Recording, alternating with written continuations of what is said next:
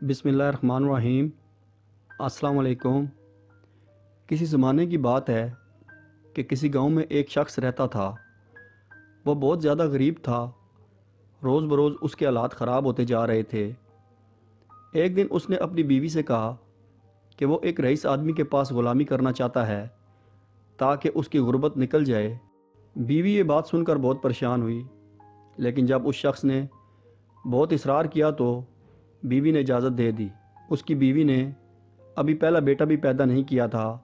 वो शख्स अपनी बीवी को भरी जवानी में छोड़कर किसी रईस आदमी के पास ग़ुलामी में चला गया ताकि आने वाले बच्चे के लिए बेहतर मुस्तकबिल बन जाए।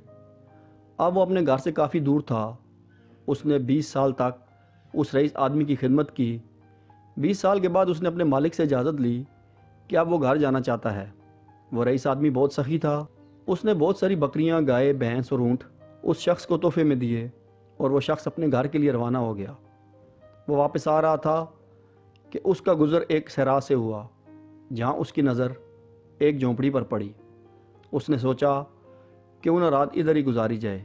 उस झोंपड़ी में एक दरवेश आदमी रहता था। रात को जब खाना खा के फारिग हुए तो उस शख्स ने दरवेश आदमी से कहा कि मुझे कोई नसीहत करें। दरवेश आदमी मुस्कुरा कर बोला, ठीक है, मैं तुम्हें नसीहत करूँगा, लेकिन मैं नसीहत करने की कीमत वसूल करूँगा। उसने कीमत पूछी तो बुज़ुर्ग दरवेश कहने लगा कि हर नसीहत के बदले तुम्हें एक ऊँट मुझे देना होगा। उस शख्स ने बुज़ुर्ग दरवेश से कहा कि मैं बहुत मालदार हूँ, नसीहत मिल जाए तो ऊँट की कोई बात नहीं। बुज़ुर्ग ने पहली नसीहत में कहा कि जब भी आसमान पर तारे एक लाइन में देखो तो फ़ौरन किसी पहाड़ पर चले जाना, क्योंकि उस वक्त सैलाब आएगा। उस शख्स ने कहा, यह नसीहत तो किसी काम की नहीं, मुझे कोई और नसीहत करें। बुज़ुर्ग दरवेश कहने लगे, तुम्हें अब नई कीमत अदा करनी पड़ेगी। उसने एक और ऊँट दरवेश को दे दिया। बुज़ुर्ग कहने लगे कि जब किसी शख्स की आंखों में अपने लिए बहुत ज़्यादा मोहब्बत देखो या उसकी आंखों में शैतानी चमक देखो तो उससे बचना, क्योंकि वो तुम्हें कत्ल कर देगा। वो शख्स मुंह बनाते हुए बोला, यह नसीहत भी किसी काम की नहीं है, आप मुझे कोई और नसीहत करें।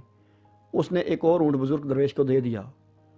बुज़ुर्ग ने तीसरी नसीहत करते हुए कहा, रात को पछता कर सो जाना, लेकिन कभी किसी इंसान को कत्ल ना करना।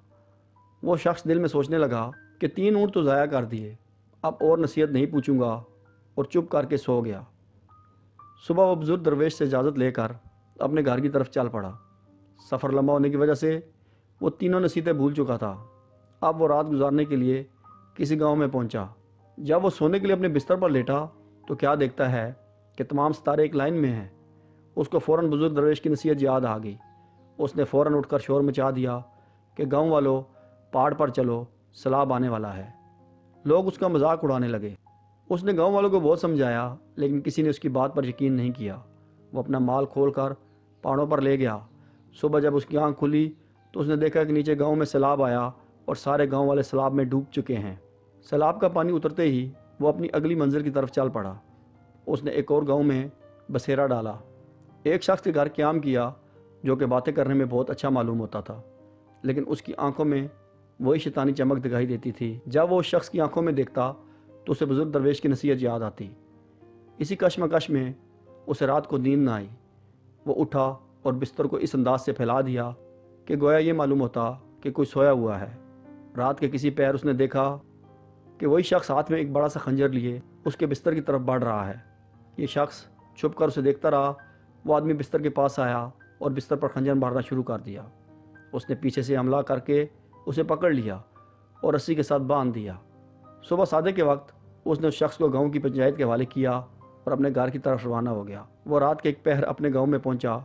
घर के करीब आकर उसने देखा कि उसकी बीवी किसी नौजवान के साथ वाली चरपाई पर सोई हुई है।